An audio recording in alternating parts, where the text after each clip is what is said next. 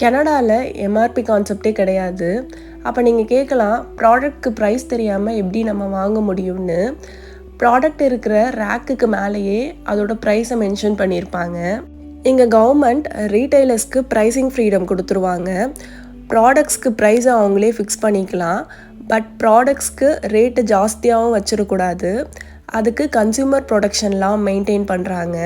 இப்படி பண்ணுறதுனால அட்வான்டேஜும் இருக்குது, டிஸ்அட்வான்டேஜும் இருக்குது. அட்வான்டேஜ்னு பார்த்தா, இப்போ ஒரு ப்ராடக்ட் வாங்குகிறோன்னா அதோட ப்ரைஸை ஒரு 4-5 கடையில் கம்பேர் பண்ணி எங்கே ரேட்டு கம்மியாக இருக்கோ அங்கே வாங்கிக்கலாம். டிஸ்அட்வான்டேஜ்னு பார்த்தா, இப்போ ஒரு ப்ராடக்டோட ப்ரைஸ் 10 ரூபா இருக்குதுன்னு வச்சுக்கோங்களேன். அந்த ப்ராடக்ட்க்கு இங்கே டிமாண்ட் அதிகமாக வந்துச்சுன்னா அந்த ப்ராடக்டோட ப்ரைஸை 50 ரூபாய்க்கு ஆக்கக்கூட சான்ஸ் இருக்குது. இப்போ ரீசெண்டாக இந்தியாவிலேருந்து எக்ஸ்போர்ட் பண்ண ரைஸுக்குமே அதே ப்ராப்ளம் தான் ஆச்சு. ரைஸ்க்கு இங்கே டிமாண்ட் அதிகமானதுனால ப்ரைஸுமே அதிகப்படுத்தி விட்டுருச்சு. Thank you guys.